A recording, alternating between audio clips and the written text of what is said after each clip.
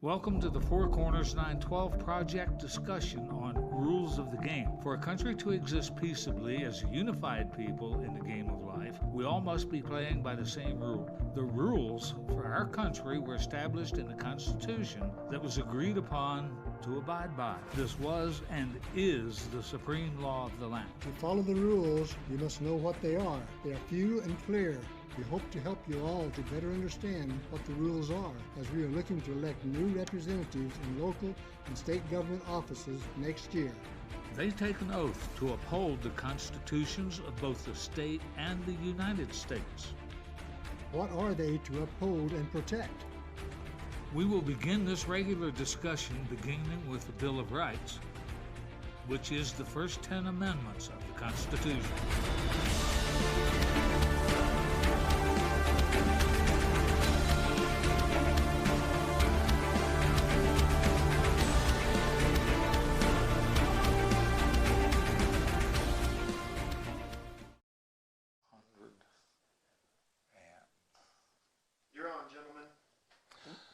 Welcome back to Four Corners 912, Rules of the Game. Today we're going to be a little bit different. We're talking about the ballot initiatives that are coming up in our ballot that comes up in November. That is right over the hill right here. You've received your nice little blue book, I think, in the mail.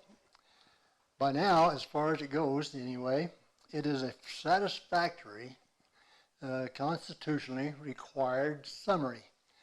Yet, as you might guess, it is not complete. We need to know what it really is saying. Here is what we are not being told. Bud? Proposition CC most likely will not increase total spending on education, transportation, and etc. if history is to be a lesson. In 2005, voters approved Proposition C. This measure suspended Tabor for 5 years, with the retained Tabor refunds going to education and transportation. Sound familiar? The state legislators, in their typical shell game switcheroo, reduced the general fund spending on these items by the like amount of the retained funds. Additionally, and more to the point, the state does not need more money. Colorado has had the #1 state economy for years. From 2008 to 2018, total state spending increased 60%, from $18.6 billion to $30.6 billion, while the population increased only 13%. And we thank Ross Kaminsky in Denver for those numbers. Of course, the real goal of CC is neither education, nor transportation, nor for any other purpose. Its primary goal is to permanently, unconstitutionally bypass Tabor so that the legislature will no longer have to gain your permission to raise your taxes. Oh, wow. Well, Proposition DD is even a different story. What the ballot title says is not what you will be voting on. You will be voting on whether or not to approve House Bill 1327.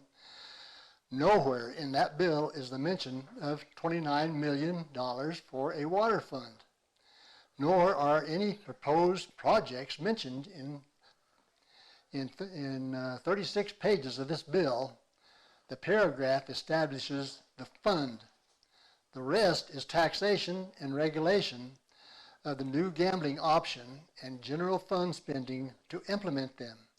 This bill creates a separate slush fund for the water board to spend as it sees fit, and always remember that board has its primary goal the taking of West Slope water for the benefit of Denver, Boulder. Finally, on DD, consider this. We constantly are bombarded by the hysteria of how critical water is to the state of Colorado. Representative Catlin's radio ad proves this. Yet, the legislature cannot find 29 million out of the 30 billion it will spend this year and next. Now, folks, you got to let that sink in. That is 1/10 of 1% of the state budget for this year. Your legislators would rather create new taxes and regulations with no Tabor limitations and no specifics on the spending. This is why we passed Tabor in the first place. Well, there's more on the ballot. Also will be Proposition 4A from the Montezuma County Cortez School Board. We will soon receive their Blue Book statement, so we don't have the analysis just yet. Here is what we do know. They're asking for an additional 5 mil tax on real property. That is a 25% increase in your real estate tax for the district, or an estimated $2.883 million. This will supposedly help hire and retain teachers and staff. Since we do not know how this will be distributed among the various wage schedules and steps for 350 employees, any statement on that would be pure speculation at this time. One thing we can calculate is that this is nowhere near enough to make a dent in the stated differential of approximately $10,000 between Cortez and Farmington and Shiprock. And of course, it does take away with Tabor, do away with it totally. According to the district's website, this is the primary goal. Finally, the Cortez Fire Protection District is asking for what? It seems by the ballot title that they're asking for a blank check. Much more information is needed. Hopefully, we will soon receive their Tabor statement. All of these measures reflect either bad policy or poor management of resources, also known as your tax dollars. They all deserve your no vote. Well, Bud, that's going to be some exciting times. These issues are, a lot of them are emotional. Yep.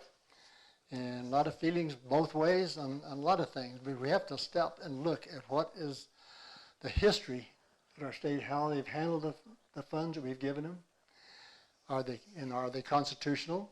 Apparently these are.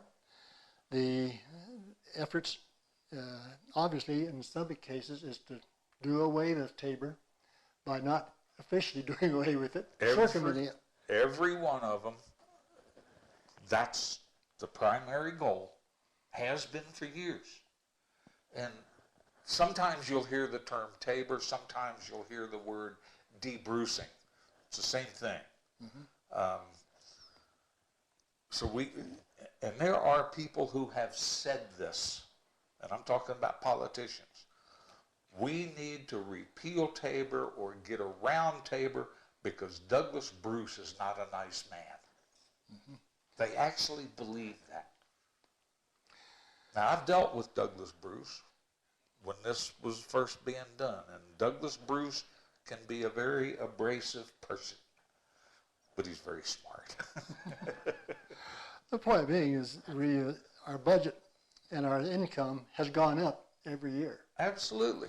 So why do we need to tax more and circumvent the protection of our rights and our income and through our taxes? Why do we have to circumvent Tabor to do this? The money's coming in. Mm-hmm. Now we need more, and this is typical. The more I get, the more I got to have. Let's go back to Tabor.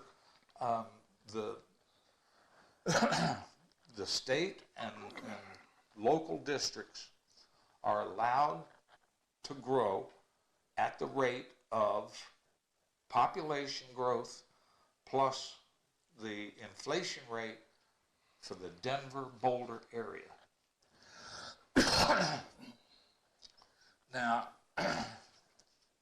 we said here that the state spending increased 60% in that 10-year period. The population only grew 13%. Now, I don't know what the inflation rate was, but I guarantee you it was not 57 or 47%. In the history of Tabor, the formulary has never kept spending and tax receipts either to the state or the local districts. Their total income from taxes has never gone down. Never. The other dirty little secret is this only applies to, like in the state case, income tax. For the school board, it only applies to the real estate tax. So the money that the state receives from fees and fines and so forth and so on, they're not covered by Tabor. So they can do anything they want. You've noticed in the last several years a great push by the legislators to redefine a tax as a fee. Because that gets it out from under Tabor. Automatically, out from under Tabor. Same thing with the school board. They'll talk about their budget, and it'll maybe look up or down a little bit, depending. However, their total spending has never gone down. Because you can't account for what you can't calculate. You can calculate what the real estate tax might be and build your budget. You can't calculate what your income might be from federal grants and private grants and all of this. That's not in the budget, but it is in the spending. Right. They've tried to fool us with that one ever since I've been down here 25 years, and they've tried to fool us with that every year. It's not true. So the issue is, what is we spending our taxes on? Same thing with the water fund that they're talking about here. You look at what does it spend on? Now, admittedly, the water is a critical issue, and we need it. It is. But how is it being, the money's available being spent? For example, one of the goals in the state water fund is to provide for and increase protection of endangered species in the waters. We witnessed that here recently with the destruction of game fishing of bass in the lower Dolores River in preference for a sucker. Yep. We're spending water money to reduce real recreation and real hunting and fishing. Does nothing to conserve water. Nothing to conserve water. Nothing. So what are we spending our taxes on? So let's wrap this up. This year, You told me last night that one of the goals for the water fund was recreation. Yeah. So we're going to spend water fund money on boat ramps. Yeah, the goal, actually in their plan, the goal is environmental and recreational projects and methods. Yeah. How does that save water? How does that conserve water? It doesn't. No. So it's use of water, but it's not conservation. So we've got several issues on the ballot. It's going to be an interesting election. We'll see what the population of the state has come to. Yep. Did I mention the national popular vote? No, you didn't. I didn't. No, you didn't.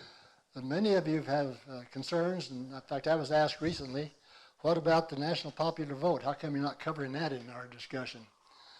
That was to be put on the ballot. We had a big push for it. The national popular vote will not be on this November ballot. That's correct. It will be on the next November ballot. Yes. So there's a lot of little rules of why that works that way, but we can look into that later. But it will not be on this ballot, so don't look for it and wonder why it's not there. It's not going to be there. Not going to be But there. it will be on the next regular ballot next year.